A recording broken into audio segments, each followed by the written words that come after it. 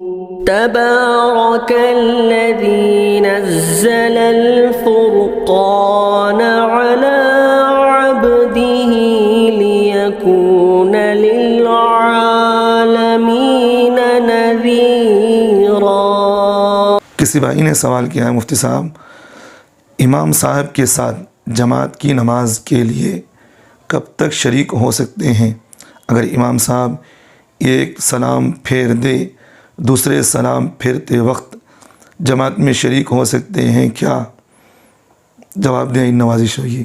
بھائی اگر امام صاحب ایک طرف سلام پھیر دیے ہیں پھر مقتدی کو اس امام کی اقتداء کرنا جائز نہیں ہے، امام کی نماز مکمل ہو گئی، کیونکہ اصولی بات حضرات فقہاء نے ایک اصولی بات یہ لکھی ہے کہ امام کے لفظ سلام السلام جو میم ہے اس سے نماز امام کی ہو جاتی ہے اور مقتدیوں کی بھی نماز وہاں ہو جاتی ہے، تو اس لیے سلام کے پہلے میم پر نماز ختم ہو چکی ہے۔